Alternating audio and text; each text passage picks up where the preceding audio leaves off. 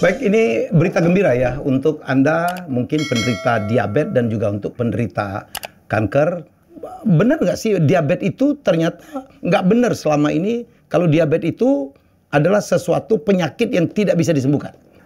Dok, saya nggak bisa apa-apa. Sudah gimana caranya datang ke tempat saya, akhirnya datang sama anaknya dibopong. Dibopong, langsung ditidurkan. Tidurkan aja, mau duduk ini kesakitan. Saya melihat wajahnya, dia kurus sekali. 12 tahun. Kita bisa pikirkan 12 tahun itu seperti apa. Nggak bisa apa-apa. Saya cuma bilang, Ibu ikhlas enggak dengan kondisi ini? Ya mau ikhlas gimana, Dok? Saya kondisinya kayak gitu. Harus ikhlas. Terus nanti dia yang dipikirkan, karena sudah ada stigma. Nanti saya pengobatan, konsep Carlos ini mengganggu nggak saya pengobatan kemo ini? Yang selama ini sudah dilakukan? Iya, pasti seperti yang juga tidak bisa bikin dia sembuh? Betul. Selama ini mereka udah bosan minum obat. Tapi nggak ada yang bilang, saya tanya ke dokternya, Dok, saya minum obat ini kontrol lajin, sembuh nggak? Loh, sudah, yang penting minum obat aja. Emang harus begini? Begitu. Jadi sakit hati katanya. Kita ini lambung ya? Iya, lambung. Lambung, Jadi lambung kita tuh sangat apa ya? Sangat dikambing hitamkan itu loh. Dikambing hitamkan? Dikambing hitamkan. Maksudnya? Berapa banyak sekarang katakan bahwa asam lambung itu jahat. Ya kan? Nah, padahal saat kita tahu bahwa manusia ini terdiri dari sekian triliun sel dan dia ada aturan cara hidup sel, sel itu bermasyarakat, namanya organisasi kan dengan undang-undang ada aturan kan ya. Nah, sel itu butuh makan. Karena kan banyak makanan bukan makanan manusia. Apa sih makanan bukan manusia itu? Banyak Pak Hilmi. Contoh paling gampang. Ini banyak. Jadi madu itu nggak selalu bagus ya Pak? Tergantung caranya. Tergantung caranya dan dicampur dengan apa? Butuh ilmu itu. Plak itu ada yang di pembuluh darah itu ya? Pembuluh darah ya. Yang nempel-nempel di dinding? Nempel itu. Ya, katanya itu juga nggak bisa dicopot, nggak bisa dikejar? Bisa. Coba aja buka biokim itu. Ada yang bilang sama saya, orang ahli juga loh. Nah, dia nggak bisa tuh. Belajar lagi. Oh, jurnalnya udah ada ya? Ada. Siapa yang buat? Ada kemarin ada dokter S3 dari Undip yang ngambil penelitian itu. Iya, tentang Carlos. Tentang kolon, kemudian menggunakan produk metode Carlos. Ya, produk dari Carlos. Anda kan bukan dokter kan? Bukan. Ya. Ini S1 dari IPB. Kok bisa-bisanya? LP POM kali ya. LP POM lupa saya. LP POM MUI saya lupa. Ya, LP POM. Ya, memang kan kolagen gelatin terbuat dari tulang hewan. Tulang hewan yang tidak halal. Ya, bisa halal, bisa tidak halal. Memang kalau pabrik itu di negara muslim minoritas, kan halal masalah kepercayaan ya. Kepercayaan ya. Kalau muslim minoritas ya otomatis kan orang nggak peduli itu disembelih atau tidak. Tubuh kita gagal memecah lemak. Gitu ya. Sehingga oksigen membakar dalam darah. Lagi-lagi ini karena jadi kegagalan tadi di asam lambung. Di lambung itu. Di lambung, oke. Carlosnya apa, Mas? Carlos itu adalah suatu metodologi, Mas Helmi. Ya. Pak Helmi ya. Jadi metodologi dasar mempelajari cara kerja tubuh manusia. Cara kerja tubuh manusia. Mulai dari tingkat sel hingga aktivitas tubuh manusia sesuai dengan aturan Sang Pencipta. Manusia ini terdiri dari triliunan sel ya. Triliunan sel. Kan itu ada yang diciptakan.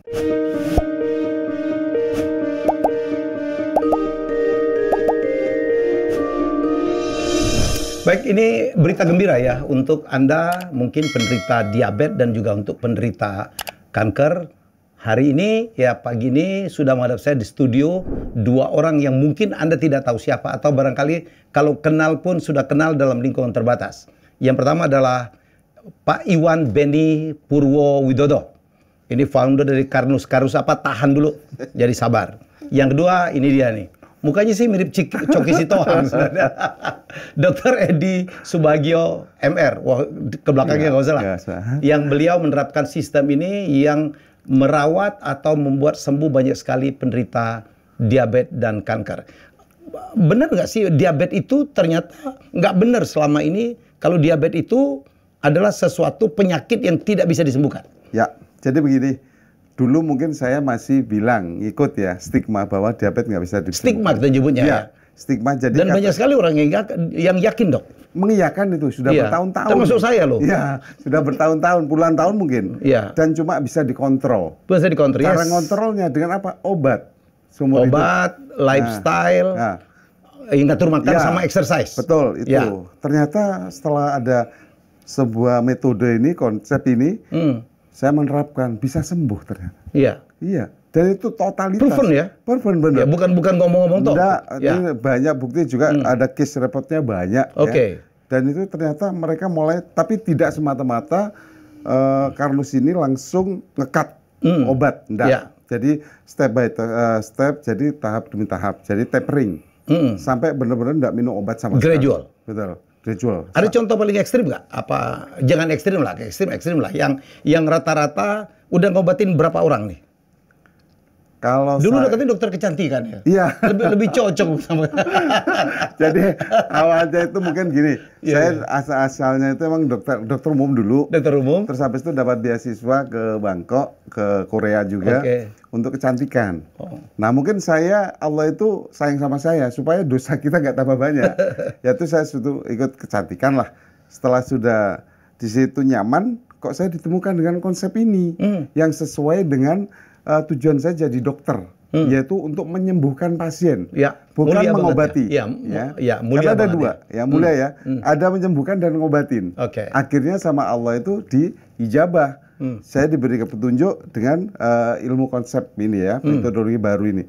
Saya belajar tuh. Setelah belajar, saya langsung terapkan. Yakin betul, karena apa? Di konsep ini yang digunakan untuk keyakinan saya itu berdasarkan Al-Quran dan hadis. Itu yang saya pelajari. Oke. Sehingga semakin saya tuh nambah banyak belajar Al-Quran hadis ini semua di sini. Ya. Dan saya siap syiar untuk penyakit-penyakit degeneratif, termasuk diabetes, kanker, hipertensi dan lain sebagainya. Case yang udah ditanganin? Diabetes, kanker, Ya. hipertensi, Oke. saraf kejepit, nah, hampir semua, termasuk jantung, Paling banyak apa? diabetes. Jadi diabetes 80% diabetes, ya? 80% diabetes, Udah ratusan ditangani? ratusan, baik Ratusan? online dan offline. Oke. Ya, jadi itu paling banyak biasanya udah komplikasi neuropati, kesemutan, kan gitu, kaki itu paling banyak. Oke. Ternyata mereka itu obatnya itu saya bilang selalu satu kresek. Ya. Lebih dari 10 ada. Ya. Alhamdulillah atas izin Allah semua itu pelan-pelan, step-step saya dampingi dengan konsep yang luar biasa ini sembuh total. Nah, itu salah satu juga ada seorang guru besar ya, Ya. di wilayah timur sana ya, yang sudah banyak terkenal. Beliau sudah katanya itu tinggal tunggu dipanggil Allah. Sudah pakai insulin. Iya, sampai pakai insulin. Berapa input unit? Nah itu saya nggak intinya yang merawat beliau itu guru saya, Oke. dosen saya, seorang profesor juga. Ya. Setelah itu karena sudah pasrah, dia nggak Ya. bisa ngajar, nggak bisa nguji, nggak bisa naik mobil. Dengan ketemu konsep ini, saya dampingi itu. Sekarang sebut total. Sembuh total 4 bulan atas izin Allah. Itu total langsung beliau statementnya gini, dok nggak dulu ketemu dokter Edi ya. Nah, Gitu. nggak boleh gitu Prof. Ini semua sudah diatur sama Allah saya gitu. Jadi banyak Mas Helmi. Sampai saya jujur aja, pasien-pasien saya dari Jakarta ke Sidoarjo, Sidoarjo. Bandung ke Sidoarjo, sampai dari Banjarmasin naik pesawat turun Surabaya, Sidoarjo. landing langsung ke Sidoarjo, langsung Oke. nemui saya karena ingin sembuh. Selama ini mereka udah bosan minum obat, Oke. tapi nggak ada yang bilang. Saya tanya ke dokternya, dok saya minum obat ini kontrol lajin sembuh nggak? Loh sudah, yang penting minum obat aja. Emang harus begini, begitu. Jadi sakit hati katanya. Akhirnya mencari alternatif, ketemulah pada saya dengan medsos saya itu sekarang itu banyak. Punya medsos juga udah. Iya, jadi saya itu medsos itu online pasien kurang lebih hampir 2.000 pasien. Dari Sabang sampai Merauke, ada Taiwan, Abu Dhabi, Bangkok, Singapura banyak. Oke, Carnus. Ini foundernya. Foundernya Mas Iwan Beni Purwo Widodo. Iya, Pak. Pasti orang Manado gitu. Manado orang. Jombang ya, Jombang. Oke, ternyata adik kelasku di IPB walaupun saya gak lulus ya IPB. Apa Carnusnya apa, Mas? Carnus itu adalah suatu metodologi, Mas Helmi. Ya. Pak Helmi ya. Jadi metodologi dasar mempelajari cara kerja tubuh manusia. Cara kerja tubuh manusia. Oke. Mulai dari tingkat sel hingga aktivitas tubuh manusia sesuai dengan aturan Sang Pencipta. Manusia ini terdiri dari triliunan sel ya. Triliunan sel. Oke. Kan itu ada yang diciptakan. Setiap ciptaan ada aturan. Lah manusia diberi akal untuk mempelajari, suruh ikro, membaca, merenung dan berpikir untuk mempelajari aturan Sang Pencipta. Sehingga kita ini hidup ini nggak sekedar hidup lalu dan mati gitu enggak, tapi ada aturan-aturan yang kita taati. Contoh paling gampang adalah kita bicara handphone aja. Ya. Handphone itu adalah ciptaan.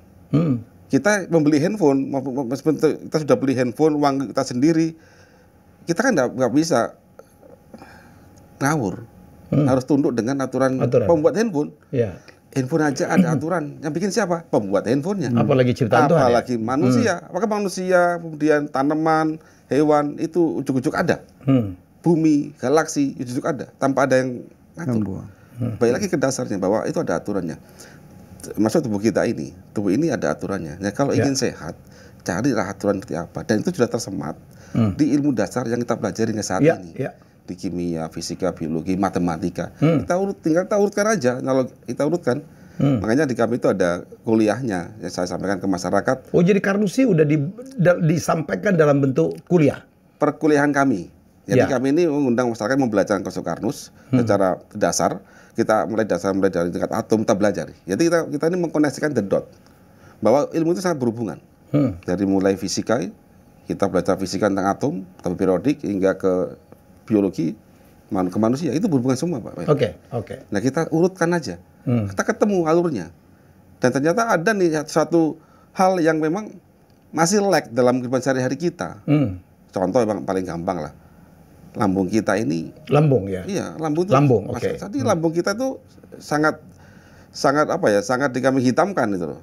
Dikambing hitam, Pak? Dikambing hitam kan. Maksudnya? Berapa banyak sekarang katakan bahwa asam lambung itu jahat. Ya kan? Nah, padahal saat kita tahu bahwa manusia ini terdiri dari sekian triliun sel dan dia ada aturan cara hidup sel, sel itu bermasyarakat, namanya organisasi kan, dengan undang-undang, ada aturan kan ya. Nah, sel itu butuh makan, ya kan? Yang dimau sel itu apa sih? Dia nggak doyan namanya nasi pecel, nggak doyan sel itu. Yang dimau sel apa? Saat saya makan karbohidrat dari nasi, dia maunya glukosa. Yang makan protein dari empalnya nasi pecel, dia butuhnya asam amino. Asam amino. Ya, kan, daging ya. Yang mecah itu siapa sih? Asam lambung, Pak Helmi. Nah, ternyata yang mecah itu asam lambung. Itulah fungsinya asam lambung. Iya, kalau asam lambung itu tidak diberi asam dan satu nggak ada gunanya, ngapain sang pencipta ngasih asam lambung di situ? Itu jadi asam lambung itu mengkonvert ya, Mas. Mengkonvert menjadi zat-zat yang dibutuhkan oleh sel kita. Apa aja itu? Asam amino, glukosa, asam lemak. Nah, tiga ini paling penting tiga. Ini tiga utama ya. Tiga utama dulu. Yang ini yang diproses dari makanan kita. Ya. Boleh sate kambing, ya toh, nasi, boleh kentang, boleh rawon, tentang itu ya. Ya, oke. Nah, itu. Tanpa ada itu, maka makanan ini tidak diproses dan dibuang jadi feses. Feses itu kotoran. Ya, kotoran. Ya. Nah, kemudian, jadi pada saat kita ini menyampaikan ke masyarakat bahwa asam lambung jahat, lalu kita netralkan dengan obat-obatan yang ada saat ini. Sama aja mematikan fungsi itu ya. Jadi paham ya, saya mencoba mencerna ini orang-orang ilmuwan, kadang-kadang bahasanya itu nggak nyambung gitu ya. Jadi bayangkan asam lambung itu kan yang mengkonvert, yang mengkonversi, yang merubah dari bahan makanan apapun yang masuk melalui mulut kita. Ya begitu masuk ke lambung, dicerna oleh asam lambung dan dikonversi, dirubah.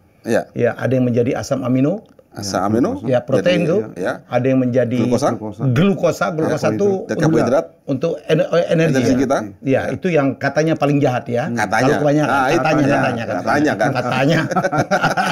Ada lagi menjadi asam lemak. Asam lemak dari lemak itu dibutuhkan untuk energi juga. Untuk energi juga. Nah, bayangkan kalau mesin pengkonversinya kita gak ganggu atau nggak jalan. Dan nggak fungsi lah. Dengan anggapan orang selama ini asam lemak itu asam lambung itu jahat. Oke, terus. Ya, jadi begitu kita netralkan asam lambung karena kita sakit lambung, maka kita karena sakit lambung. Ya, karena sakit lambung, dinding lambungnya tipis, kan perih, langsung dinetralkan.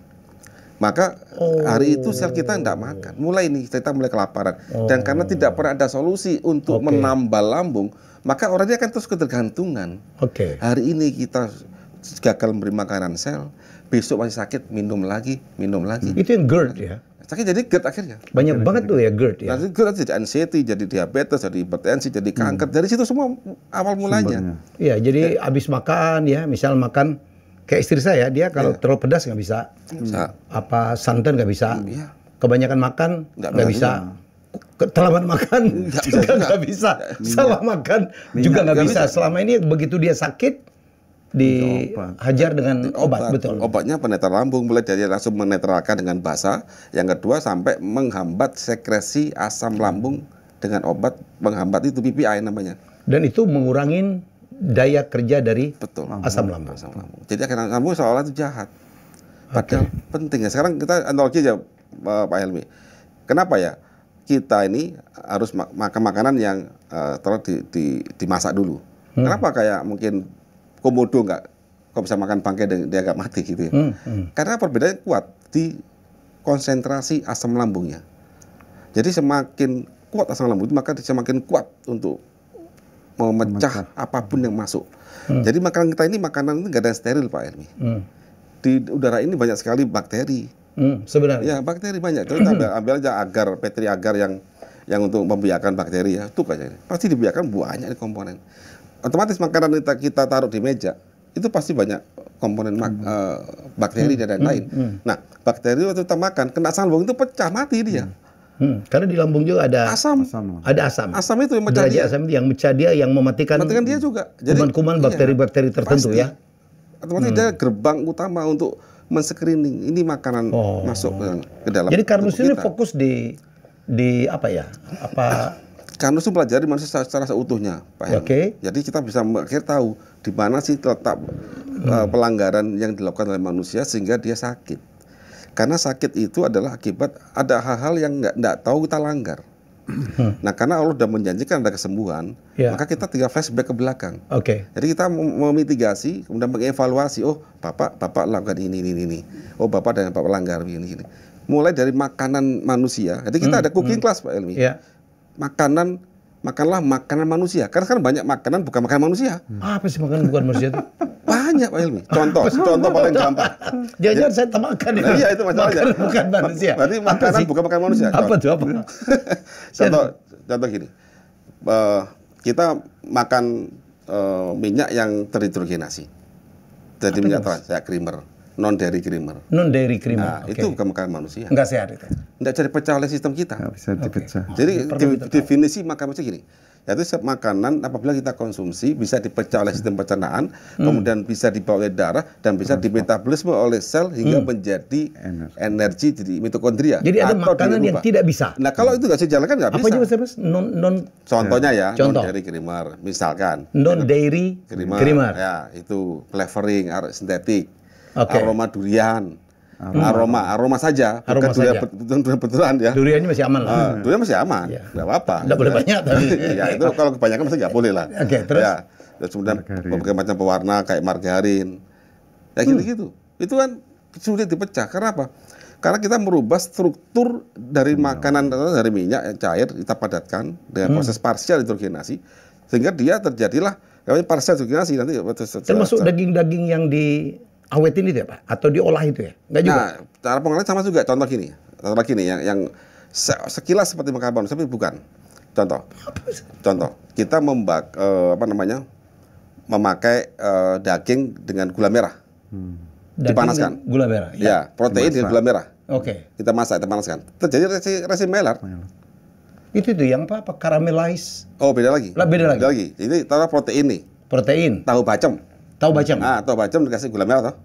Nah, jadi ada satu reaksi kimia apabila gula merah monosakarida, glukosa, fruktosa ketemu dengan protein dipanaskan oleh 70 derajat Celcius, maka langsung berikatan membentuk reaksi Maillard dan itu non enzimatik dan sangat besar molekulnya, tidak bisa dipecah oleh sel kita. Tidak bisa dipecah. Nah, singkat cerita kalau kita itu kita makan, maka masuk ke liver menjadi akil amid, kemudian sekilasnya maka liver kan berusaha mendetok dia dan apabila kelebihan maka dia pecahnya menjadi epoxide akan gantol di DNA kita, jadilah kanker.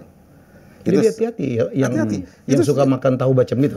Iya dan sejenisnya. Tahu bacem atau tempe bacem, dua-dua. Jadi semuanya. Jadi tahu tempe kemudian dikasih gula merah loh ya. Iya, yang dikasih gula merah. Ya, gula merah dipanaskan. Nanti protein ketemu dengan gula merah atau monosakarida, gula cair, gula pasir, glukosa cair ya, atau sirup fruktosa cair atau madu pun sekalian sama. Begitu kita panaskan dia terjadi reaksi Maillard. Ini banyak Jadi madu sekali. itu nggak selalu bagus ya Pak? Tergantung caranya. Tergantung caranya dan butuh dicampur ilmu, dengan apa? Butuh ilmu itu. Hmm. Butuh pemahaman Itu yang diajarkan di Karnos. Saya ajarkan di kardus itu. Akhirnya banyak kesembuhan tadi. Jadi mulai makan kita ajarkan cara masaknya gimana. Gitu ya. Kemudian lambung diperbaiki dulu. Kita punya cara menambah lambungnya. Kemudian Punya cara menambah lambungnya. Punya cara menambah Untuk yang tipis. Ada lagi tuh lambungnya luka gitu Pak. ya, makanya kayak GERD itu. GERD ya. Ya, kemudian tukar lambung. Ini harus selesai dulu. Nanti kalau nggak selesai ini kemana-mana, bisa anxiety juga loh. Kan banyak orang anxiety sekarang. Iya. Dari situ semua. Wow. Jadi kemudian makanan kita kasih ilmu tata cara masak, cara pemilihan menu. Sehingga nanti mudah. Contoh sekarang gini, orang bicara gula pasir itu jahat. Di Karnos, enggak, dia nggak jahat gula pasir itu. Justru dia aman kalau untuk masak begitu. Justru lebih aman. Lebih aman dibandingkan gula merah untuk masak bacem. Kenapa? Tapi kalau gula merah enggak untuk bacem aman dong. Aman. Nah, Oke. contoh gini, saya bikin kacang hijau nih. Iya. Kacang hijau jika mau pakai gula merah, kacang hijaunya harus masak dulu tanpa ada gula. Gula merah sendiri. Nanti mau makan, ambillah kacang hijau sama gula merah campur di mangkok. Kalau dicampur dari awal Nggak bisa kan direbus toh? direbus ya. Ini kan saya bilang setelah mateng, ini gula merah kita cairin dulu. Nanti setelah agak dingin, suhu 40 derajat, Oke. kan agak hangat tuh. Iya. Kasihlah gula. Jadi Itu kalau aman. kalau ada itu nggak bagus. Nggak bagus kalau waktu dia direbus. Gula merah, gula aren, tapi gula aren beda lagi. Sama saja. Jadi gula merah ada dua jenis, ya. Satu gula merah kelapa. dari tebu, Tebu, oke. satu lagi gula merah dari non tebu. Aren, Contoh kelapa. aren, kelapa, ya. Tebu itu ada kalau dari tebu ya, kita bicara tebu itu ada dua jenis gula. Satu sukrosa, itu disakarida. Oke. Satu lagi Glukosa. glukosa, fruktosa, gula sederhana. Itu gula cair. Hmm. Nah, gula pasir itu sejak zaman Nabi Adam sudah pasir bentuknya. Cuman waktu jadi nira tebu itu masih nggak kelihatan. Oke. Begitu nira itu kita pekatkan, maka sukrosa kan misah sendiri. Oke. Jadi di pasir itu. Nah, pada sukrosa itu gugus aldehid sama keton, nanti fruktosa sama glukosa itu berikatan begini. Jadi dia aman. Kalau gula cair, gula merah itu akan banyakkan isinya. Gula itu kan kadang gula pasir yang dicairkan. Kalau gula pasir kan tetap dia berikatan. Tetap Nggak berikatan. apa-apa. Ya. Masih sukrosa dia. Oke. Yang saya maksud glukosa, fruktosa bebas adalah memang dia setelah strukturnya memang dia bebas, glukosa dan fruktosa bebas. Oke. Kalau sukrosa itu, gula pasir itu adalah glukosa, fruktosa berikatan. Jadi kristal. Itu aman. Itu aman. Kalau ketemu protein dia masih aman. Dia nggak berikatan. Makanya waktu kita memasak misalnya nih, saya mau masak nih pindang ikan. Palembang nih. Itu saya suka itu. Iki wong Jombang tapi di Palembang. Bang. Pindang ikan. Iya, iya. Nah, pindang ikan. Ikan patin. Ikan patin, ikan baung boleh. Kan bawang boleh. Waktu kita masak airnya itu kan ada kasih kadang gula merah atau gula merah ya. Atau gula pasir ya. Oke. Maka saya ganti gula pasir, itu aman. Tapi kalau gula merah, Jadi artinya gula pasir itu relatif lebih aman daripada gula merah. Untuk Baru tahu konteks saya. dengan ketemu protein, ya. Ketemu protein. Konteks protein. Suhu sekian. Itu udah aman. Sekarang kan banyak sekali kopi itu dikasih gula aren. Nah, Aman? kalau kopi masih aman, karena kan kopi nggak ada, kecuali kopi kasih susu. Kecuali protein. Nah, kasih susu, kan ada proteinnya tuh. Ya, double juga ya. Susu kita kental kasih- manis lagi. Oh, bentar. Jangan. Jangan. Nah, Iya, nih, hal begitu hati-hati. kami ajarkan. Tapi kami punya dasar Pak Helmi, di secara saintifik. Oh, banyak banget saya dapat ini. Saintifik. Nah, contoh telur dadar. Apa? Telur dadar. Telur dadar. Iya, Ah. itu masalah itu. Kenapa? Jadi gini. Ya bener loh. Masalah di mana telur dadar? Salahnya telur dadar itu apa? Tetap nggak salah yang bikin, yang salah yang dadarnya yang salah. Iya, telur. Telur itu ada dalam telur ada dua komponen, Ya. satu putih, satu kuning. Oke. Yang putih itu isinya afidin, ada afidinnya. Afidin itu apa? Afidin suatu antibodi yang Allah sematkan di dalam telur Oke. untuk mencegah jika bakteri masuk nggak sampai busuk sehingga Oke. punya umur simpan. Oke. Afidin. Kemudian di kuning itu ada biotin. Apalagi itu? Biotin itu vitamin B. B7. Vitamin Bisa B. B7 ya. Ada vitamin H juga katakan. Ah, biotin itu sangat penting. Yang di kuning. Di kuning untuk Oke. tubuh kita dan tubuh ayam juga. Semua makhluk hidup butuh biotin. Yang dia pakai mitokondria untuk siklus Krebs dan lain-lain. Intinya dia mengambil karbon dioksida, karbosilasi lah kalau nanti teman-teman melihat ini ya. Itu sangat penting sekali. Jadi kenapa kok nggak boleh campur? Afidin dan biotin itu sangat kuat ikatan cintanya. Nah, itu ikatan. Jangan dipisah. Nah, apabila dicampur dia langsung bercinta, ya, langsung ngikat diri. Iya, oke. Ngikat. Dan konstanta perceraiannya sangat kecil. Iya. Bisa ceraikan lagi dia itu. Oke. Ya. Itu krek hitungan detik nyambur. Artinya waktu kita tek gini, begitu kita kocok gitu. Kita kocok itu nyambur, kita goreng pun dia nggak bisa lagi. Oke. Kita makan dia akan dibuang, nggak jadi dipakai oleh tubuh kita. Karena udah terikat oleh AFID. Oh, jadi ya, baiknya? Nah, akhirnya dipisah sendiri. Jadi kalau kita goreng ceplok bisa.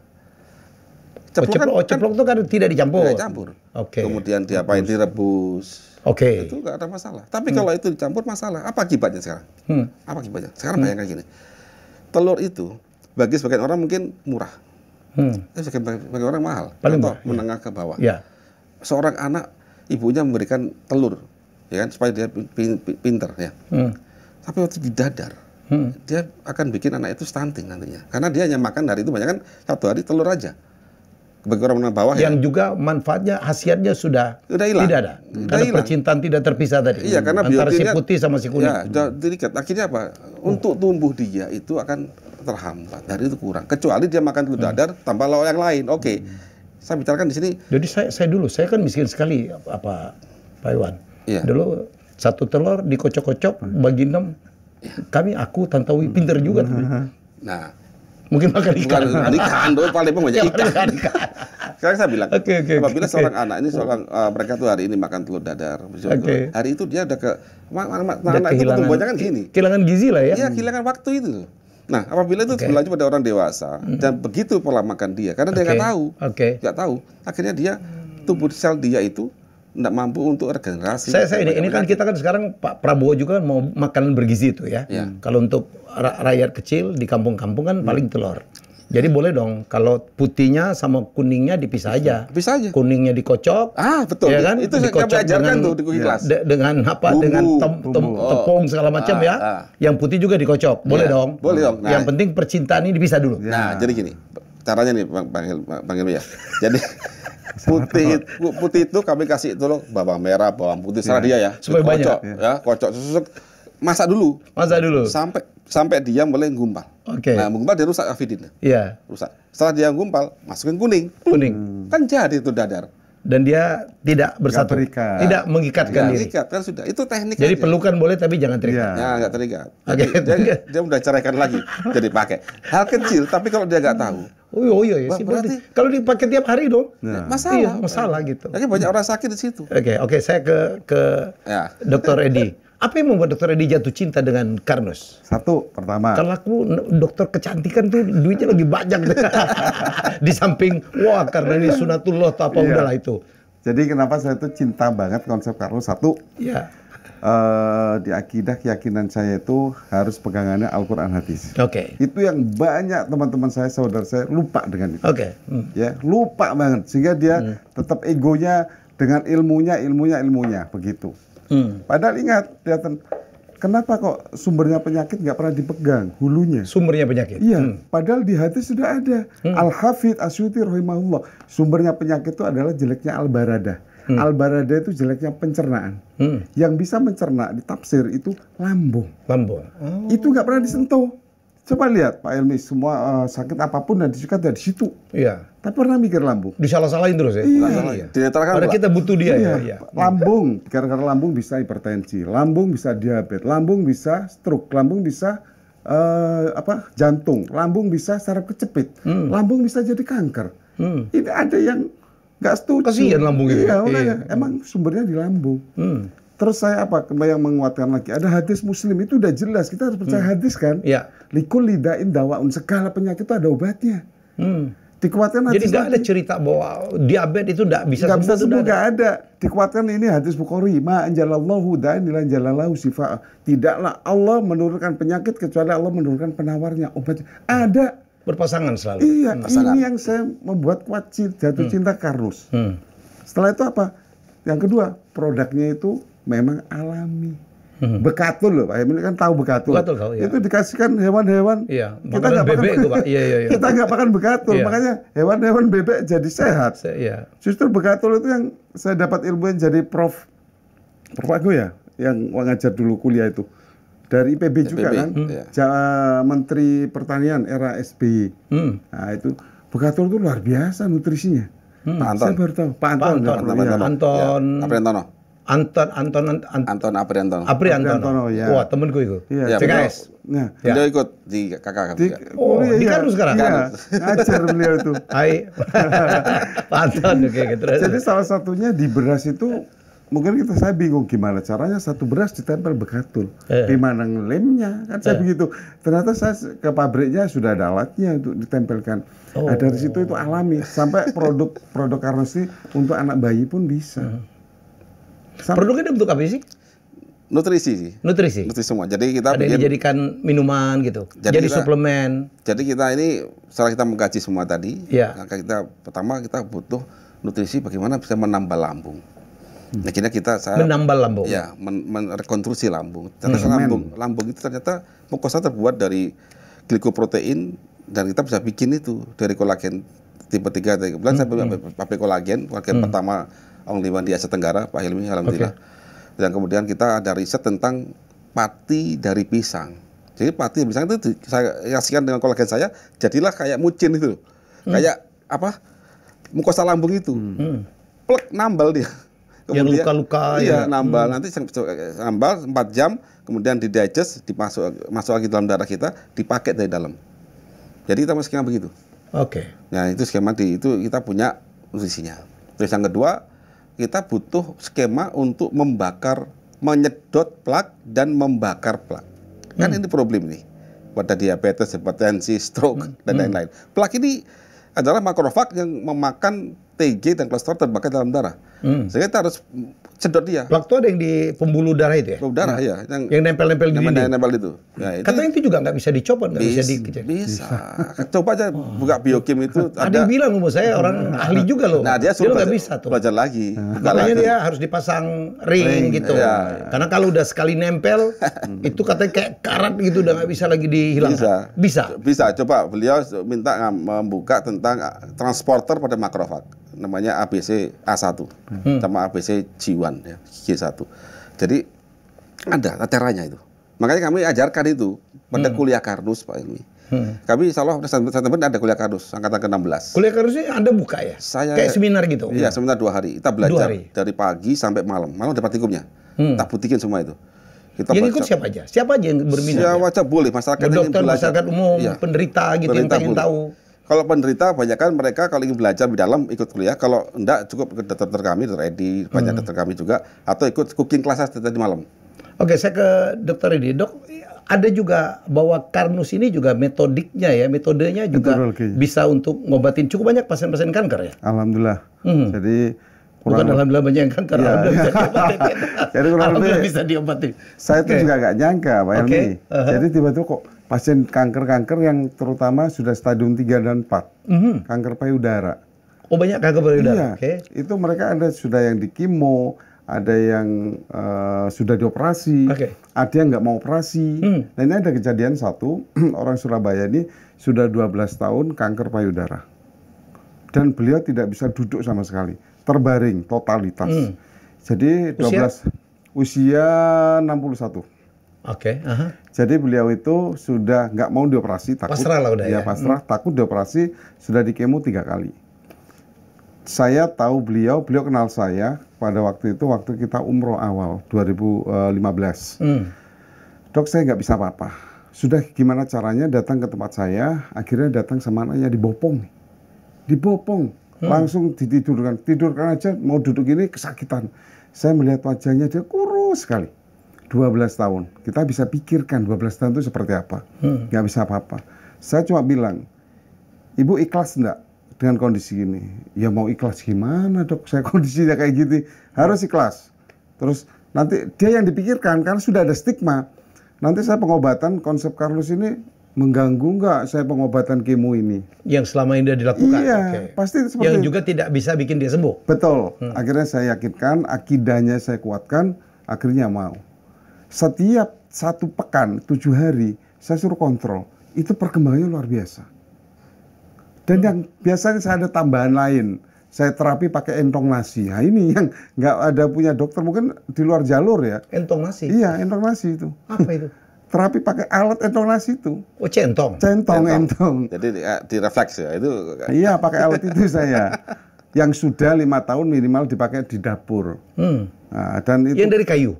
kayu jati harus. Untuk ditempelin gitu? Bukan ditempelin, kakinya saya titik-titik untuk kayak melancarkan akupunktur gitu ya? Betul. Oke. Setiap 7 hari itu perkembangannya luar biasa. Mulai dari bisa duduk, bisa berdiri, terus jalan megang tembok 4 bulan. Atas izin Allah. Sembuh dari keluhannya, sembuh dari sakitnya, dicek labnya juga kanker hilang. Masih ada ibunya? Masih ada sekarang. Dia sekarang malah sibuk ikut suaminya bantu-bantu yang umroh. Boleh disebut namanya? Namanya Bu kalau nggak salah Bu Aminah ya kalau nggak salah. Hai Bu. Seneng ya disembuh. Iya, Bu Aminah itu. Saya tuh nangis sampai jujur karena bisa bayangin kalau kita 12 tahun sakit kanker payudara. Kita punya ibu seperti itu ya. Betul, saya tuh ya Allah, saya nangis. Sampai beliau katanya anaknya itu dilepas nih. Beli roti sendiri, jalan sendiri waktu dia mulai jalan. Langsung dikasihkan saya. Dok, ini roti buat saya. Kata anaknya, itu tadi nggak mau didampingi, Dok. Padahal jalannya masih gini-gini. Beliau bangga dan senang sekali selama ini tidur terbaring. 12 tahun. Cuma 4 bulan, 3 bulan itu dia udah bisa jalan. Sekarang udah aktif normal? Aktif normal, Masya Allah. Jadi itu yang saya, dan sejak itu ada di TikTok saya tuh di TikTok itu banyak pasien-pasien kanker payudara ke saya. Itu seperti itu ya, saya waduh apa ini emang. Jadi yang diterapkan itu bukan cuma terapi ya? Iya. Tapi sugesti yang saya berikan. Sugesti juga. Ya. Doa juga. Doa ya, oke. Kemudian juga pola makannya diganti, ada suplemen. Ya ini nutrisi nih. Ada nutrisi. Ya, nutrisi. Jadi Karnus sih banyak sekali juga merubah nutrisi. Betul. Jadi betul-betul mengasup tubuh manusia dengan hal yang diperlukan ya. Ya betul. Apalagi terus keluar jurnalnya ya dari Dr. Sugeng itu ya Pak ya. Untuk algatinya, untuk kanker kolorektal itu. Apa? Kolorektal, kanker kolon. Usus besar, kolon. Usus besar, kolon. Iya, kolon. Jadi seperti itu. Oh, jurnalnya udah ada? Ada. Siapa yang buat? Ada kemarin ada dokter S3 dari Undip yang ngambil penelitian itu. Iya, tentang Karnus. Tentang kanker kolon, kemudian menggunakan metode Karnus. Ya, produk dari Karnus. Anda kan bukan dokter kan? Bukan. Iya. Ini S1 dari IPB. Kok bisa-bisanya? Tapi dia penelitiannya IPB kuat banget lah. Hebat. Jadi Karnus udah punya pabrik sekarang? Punya pabrik. Di Sidoarjo? Sidoarjo sama Pandaan. Sama Pandaan. Ya. Jadi apa aja sih yang diterapkan pendampingan ya untuk menyembuhkan penyakit ini? Yang pertama kalau secara pasien ya, itu kan akan ditangani oleh dokter atau terapis yang sudah belajar konsep Karnus. Ada kuliahnya kan. Yang kita lakukan ada 6 langkah nanti itu. Yang pertama adalah perbaikan metabolisme tubuh. Apa? Perbaikan metabolisme tubuh. Metabolisme tubuh. Ya. Artinya lambung dia harus diperbaiki dulu. Itu poin penting pertama. Yang kedua adalah plak itu harus diambil. Wah, ini 2 hal penting ya. Memperbaiki lambung, kemudian plak akan diambil. Jadi penderita-penderita GERD yang ini insya Allah bisa disembuhkan. Justru itu harus sembuh dulu. Sembuh dulu. Baru yang lain sembuh. Habis itu plak. Plak itu ini kan ke jantung segala macam. Ya, plak itu akan sejalan dengan lambung baik, maka plak ini akan kita ambil, kita bakar dan kita cegah supaya tidak timbul lagi. Ya. Nah, itu ada nutrisinya itu yang penting. Nah, kemudian kita ajari cara makan, cara masak, ada cooking class-nya. Yang benar. Yang benar. Kemudian ya kita minta dia berdoa, kemudian kita kasih nasi khusus juga, ada caranya ya. Kita punya skema untuk ngambil plak itu ada butuh skema sebenarnya. Dari pola makan dan menunya dia. Menunya. Ya, kita suplai pembagian lambung, nutrisi untuk lambung, kemudian pengambilan inisiator oksidatif di dalam darah supaya tidak terjadi plak lagi. Itu yang argati. Semuanya dengan asupan. Asupan. Yang kemudian, benar. Ya, yang benar. Dan ada nasinya juga ada. Jadi ada agi sereal untuk lambung. Jadi beras. Jadi ada produk Karnus yang ada beras, ada 3. Pertama adalah perbaikan lambung. Itu dengan agi sereal. Sereal, oke. Agi sereal jenisnya. Itu untuk nambah lambung. Yang kedua adalah pakai algati untuk mencegah terjadi plak, menangkap penyebab oksidasi parsial dalam darah. Dan itu belum ada di Indonesia. Patennya kami pegang. Yang ketiga, kita kasih nasi khusus dari beras para petani yang kita salut dengan Pegato per tiap bulirnya. Sehingga dia akan intinya dalam skema biokimia kita akan melakukan beta oksidasi untuk membakar plak itu. Gitu aja. Itu skenario. Ya, 3 hal ini kita lakukan. Nanti pasien kita minta untuk berjemur, kemudian berdoa. Berjemur jam berapa? Mulai jam 10 sampai jam 12. Serah pilih jam yang mana. Selama 2 jam? Enggak, ya 10 menit. Tergantung nanti 10 menit. kita atur. Itu punya aplikasinya. Itu jam yang paling bagus ya, 10 sampai jam 12? Ya betul. Kita ada kajiannya sana. Dan kita ada aplikasinya. Ada robot Karnusnya. Jadi pasien itu pakai robot Karnus. Dia bisa melaporkan keseharian di situ, ngecek semua ada analitiknya. Dokter kami waktu dia konsultasi, cek robotnya, dia bisa kasih advice. Karena hari ini sakit ini, apa terjadi hari ini adalah akibat kejadian masa lalu. Nah, kita bisa intercept. Oh, Bapak tanggal sekian ada masalah, ada pelanggaran di sini. Perbaiki ya, gini. Jadi kita minta. Sudah ada aplikasinya? Ada. Jadi kita ada makanan tempat foto. Karena kita ada learning by doing nanti itu. Ada makanan yang memang bukan makan manusia. Gitu kan. Kalau udah ikut cooking class gampang, dia tahu. Kalau belum ikut cooking class, ya dia akan dipadu oleh dokter kami. Nah, contoh dia makan telur dadar. Oh, langsung kita note, Pak, jangan makan telur ini ya. Caranya begini. Nah, itu. Jadi nanti kita ajarin learning by doing. Sehingga nanti ada perkembangan. Oh, ternyata manusia itu hidupnya seperti ini. Sampai dia lulus 4 bulan. Kita minta cek lab seminggu 2 kali, cek darah, cek asam urat, manual sendiri, input data, cek tensi, input data. Nanti ada grafiknya, kita kan bisa analitik di situ. Sehingga dokter-dokter kami itu bisa memberi advice tidak berdasarkan nujum, karena ada data. Data ya. Jadi kita punya aplikasi rumah sakit pribadi dia, dimanapun dia berada. Makanya tadi bisa online sekian ribu orang ya pasiennya, kami atur di sana itu. Jadi untuk pasien mudah sekali. Kita akan rawat dia, tapi dia ingin belajar lebih dalam, bisa ikut seminar kami. Mas Iwan, tadi yang produk-produk itu semua BPOM aman dong ya? Aman, dan semuanya buatan dalam negeri. Dari petani-petani kita. TKDN 100%? 100%, kecuali tintanya doang. Mungkin impor tintanya, saya nggak tahu. Kan mencetakkan orang lain, sama plastik, ya nggak tahu. Tapi semuanya tadi itu dibuat dari petani kita. Kami bina petani itu. Dari teh kebun kita yang terbaik. Karena kita pakai halal, udah aman ya? Pasti halal. Dan kolagennya dari tulang sapi lokal Indonesia. Ya, karena dia tadi cerita di depan juga tentang menciptakan apa? Kolagen juga ya? Ya, jadi pabrik kolagen pertama dan only one di Asia Tenggara halal, itu kami yang punya. Kalau yang produksi luar, mohon maaf lah ya. Belum tahu. Saya dulu 6 tahun menjadi presenter acara yang dilakukan oleh BP POM kalau nggak salah ya. Bukan BPOM, BP POM yang Aisyah Amini kalau nggak salah ya. Yang menginfokan tentang halal gitu. Haram. Dulu di TVRI. Oh, LP POM kali ya? LP POM lupa MUI. saya. LP POM MUI saya lupa. Ya. Ya, LP POM. Ya, memang kan kolagen gelatin terbuat dari tulang hewan. Tulang hewan yang tidak halal. Ya, bisa halal, bisa tidak halal. Memang kalau pabrik itu di negara muslim minoritas, kan halal masalah kepercayaan ya. Ya. Kalau muslim minoritas ya otomatis kan orang nggak peduli itu disembelih atau tidak. Gitu. Ya, jadi di kita tuh ada kolagen juga ya? Ada. Kolagen. Ya, itu penting sekali kolagen itu. Ya. Tapi harus kolagen dari sapi untuk manusia itu. Jangan dari ikan. Karena dari ikan itu tinggi metionin. Itu orang nggak paham itu. Begitu tinggi metionin, kalau kita hubungkan dengan DNA, ya, maka dia bisa membuka histone untuk pembacaan DNA kita. Bagi orang yang ke arah kanker bahaya itu. Maka dia makin cepat jadi kanker. Malah mengaktifkan. Karena dia membuka histone. Saya dengar ada bahwa kanker itu udah dalam tubuh manusia. Itu dalam sel tapi ditutup ya kan, diproteksi. Di-trigger nanti dia. Kalau dia terbuka, nah ada zat yang memang bisa merilis itu ya. Nah, maksud satunya adalah untuk metionin. Nah, itu hati-hati. Makanya kita kalau cari suatu makanan atau suplemen, pastikan metionin itu sama kita equal. Jangan sampai dia lebih tinggi. Itu bahaya.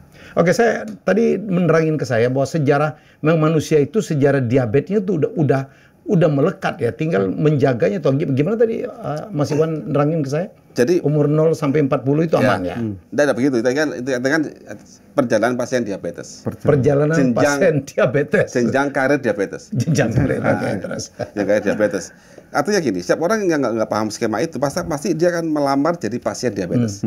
Karena dia melanggar aturan tubuh dia sendiri. Meskipun dia nggak tahu, dia akan melamar jadi pasien diabetes. Jadi diabetes itu bukan masalah, bukan jahatnya gula.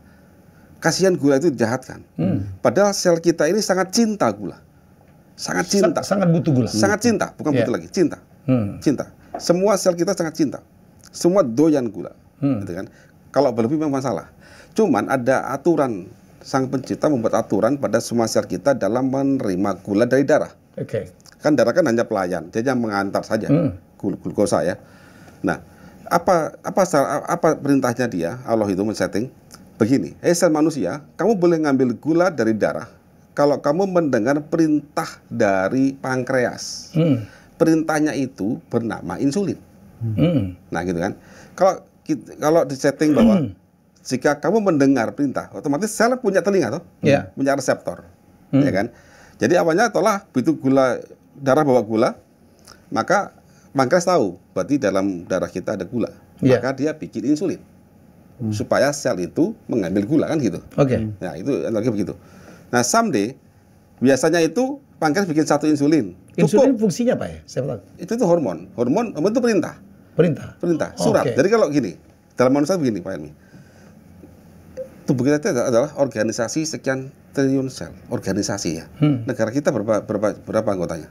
270 juta manusia. Butuh undang-undang nggak untuk ngatur ini? Butuh kan? Nah, sama, sel kita ini juga punya undang-undang.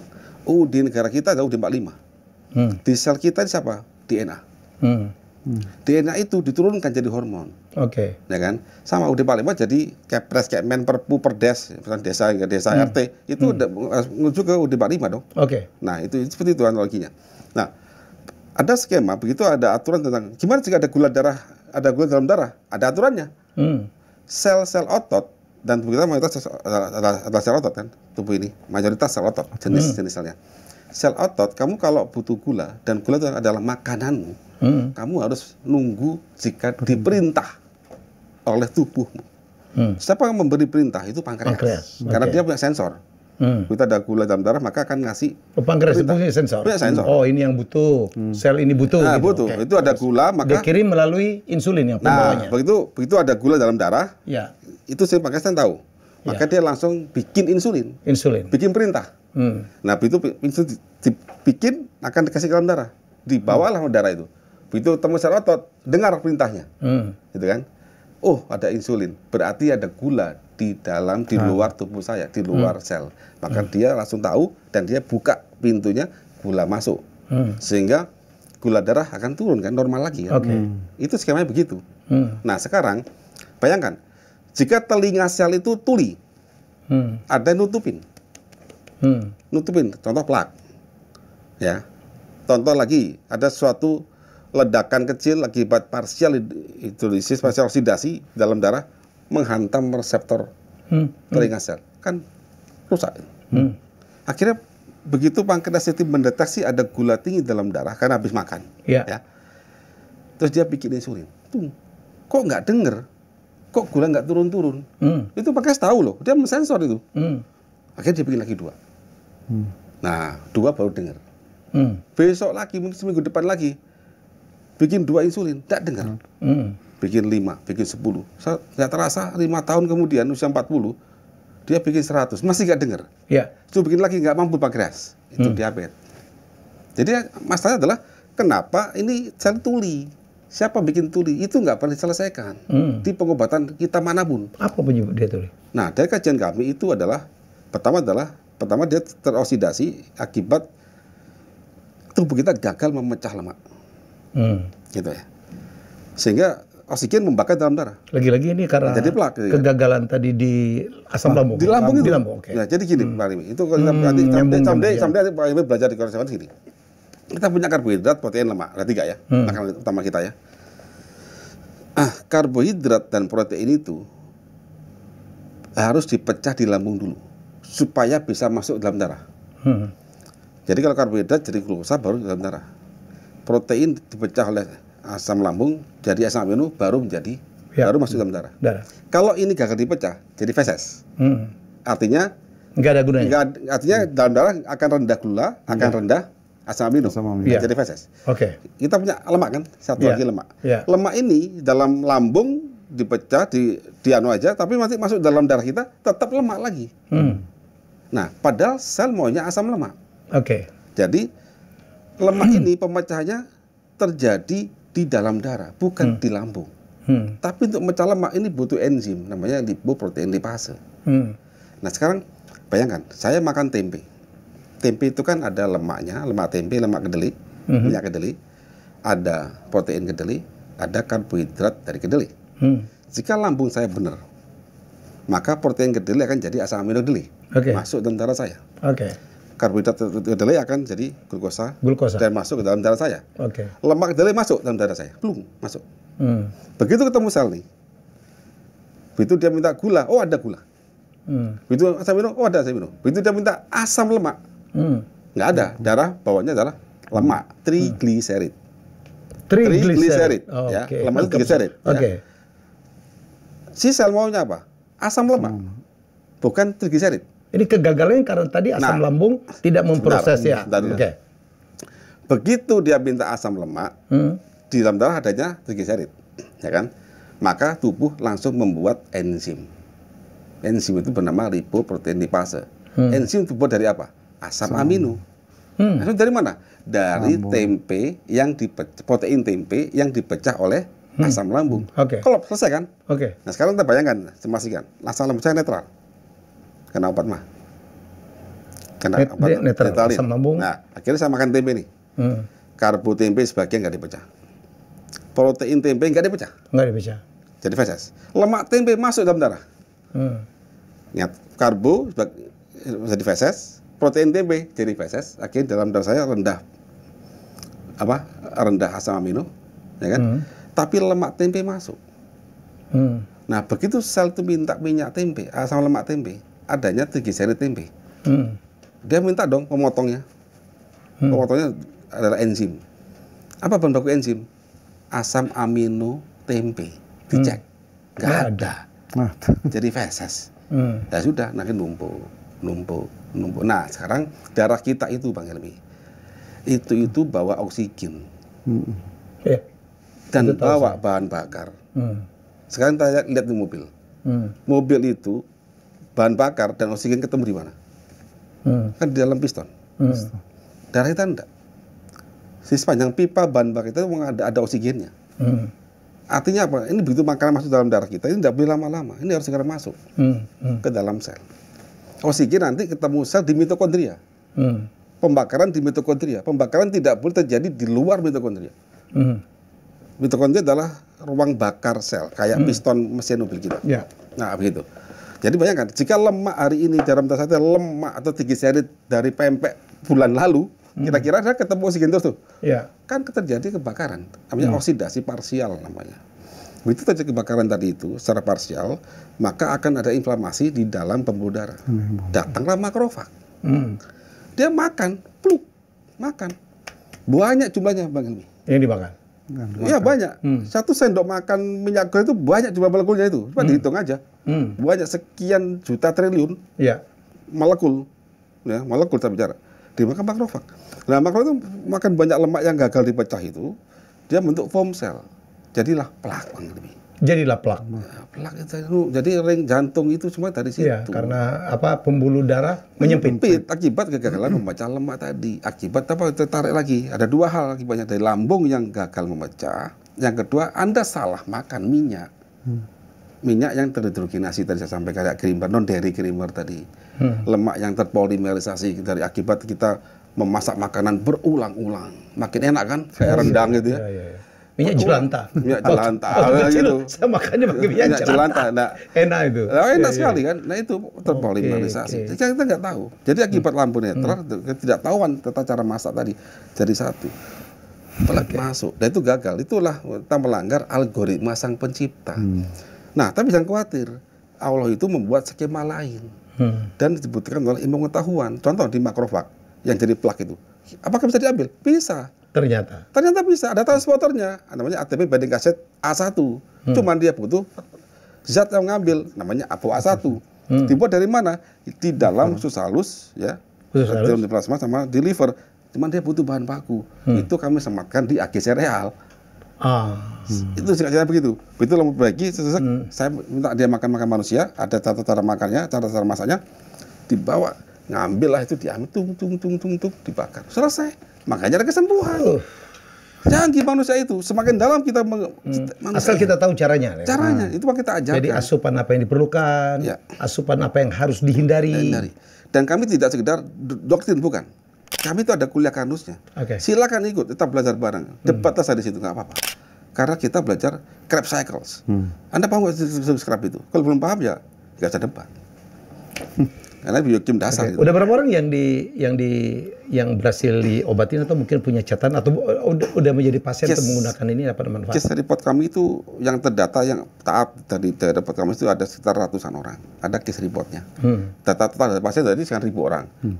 Dokter-dokter kami kan banyak nih dokter kami yang nggak pernah di total. Nanti kami compile semua ada berapa ribu orang. Mungkin ada 10.000-an ada itu nasional.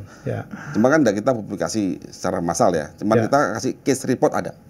Jadi perjalanan pasien masuk sehingga 4 bulan di wisuda lulus selamat. Anda sudah lulus diabetes sembuh itu ada. Berdasarkan kan banyak sekali yang sembuh ya dibantu oleh Mas Iwan ya. Alhamdulillah. Jadi kami dan tim ya. Artinya saya kan bukan dokter. Tapi saya memberikan tentang suatu kajian, teman-teman dokter dan terapis yang punya hak untuk ngobatin, menggunakan cara ini, ya mereka ada kesembuhan. Oke. Karena ilmu kami ini tidak tentang dengan medis, karena emang beliau waktu belajar di kuliah kan dia belajar tentang biokim dan sebagainya, tapi banyak kan tidak paham saja. Tapi kalau Anda pakai kecap, resin melat tadi AGE, Advanced Design and Product, akil amid dan sebagainya, itu udah tahu semua orang pangan tahu, tapi dia nggak tahu di mana aplikasinya. Hal kecil. Itu.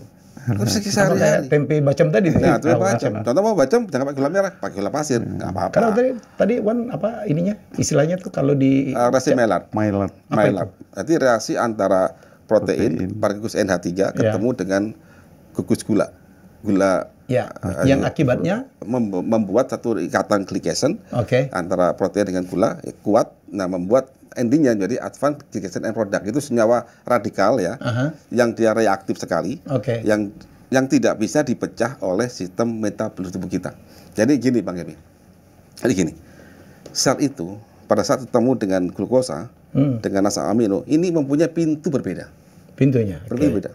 Jadi glukosa sendiri masuk, asam amino masuk. Nah, contoh Bang gini, Bang Helmi dengan istri masuk ke toilet suatu hotel. Karena di suaminya berpisah kan.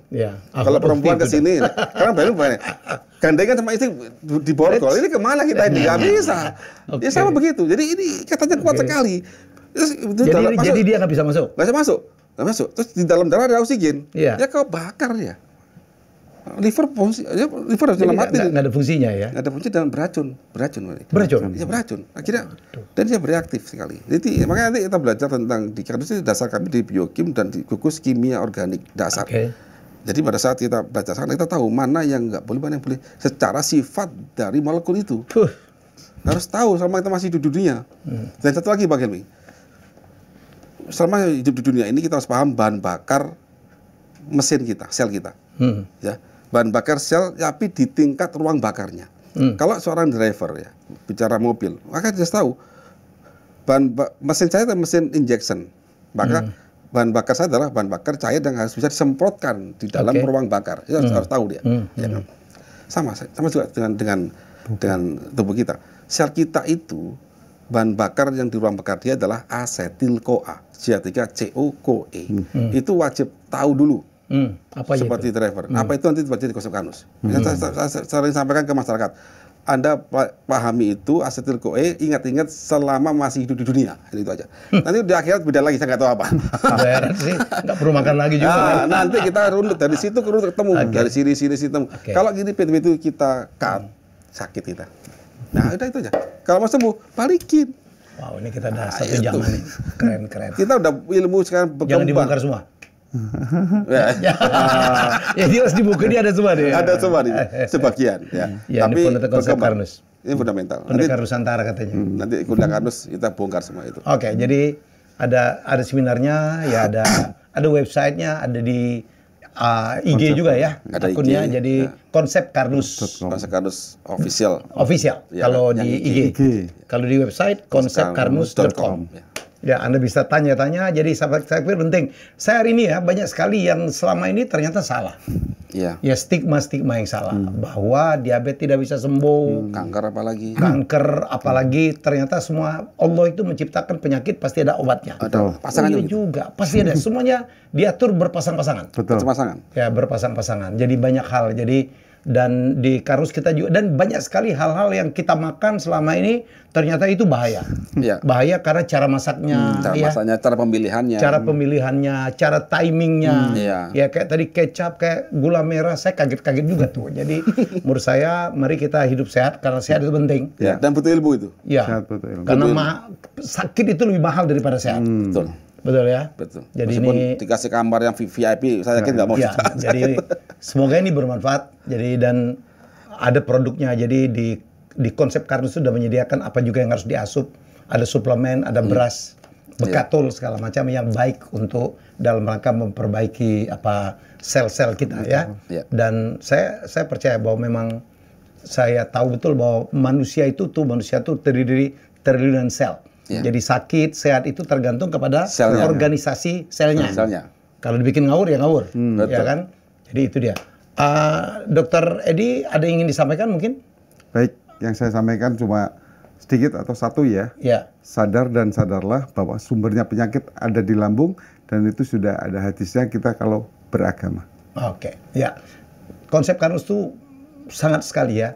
Iwan ya, ini junior saya, juga seorang penemu yang sangat luar biasa, punya concern untuk bagaimana menolong banyak orang ya, Wan. Iya.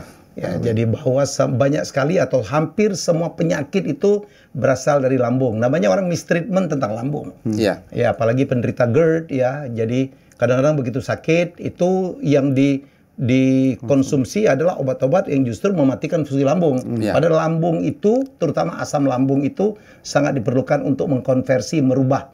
Ya, tadi yang dikatakan apa? Karbohidrat. Ya, ada dibutuhkan apa? Jadi glukosa. Glukosa ya. Jadi protein menjadi asam amino, ya karbohidrat menjadi glukosa Ya. dan diperlukan juga lemak menjadi asam lemak. Secara nggak langsung. Secara nggak langsung. Jadi Jadi itu dibutuhkan. Nggak boleh diganggu itu supaya metabolisme kita tidak terganggu. Mas Iwan, ada yang ingin sampaikan? Ya, sehat butuh ilmu, maka Ya. kita harus belajar. Oke. Ada seminarnya, ada online-nya. Ya, jadi silakan ikutin. Saya senang banget karena ya KPN juga ya. Jadi video saya sharing tentang bagaimana cara hidup sehat ya. Mari kita tetap menjaga apa supaya kita sehat karena sehat itu sangat mahal menurut saya ya. Kita jumpa lagi dengan tamu hebat saya selanjutnya. Terima kasih. Assalamualaikum.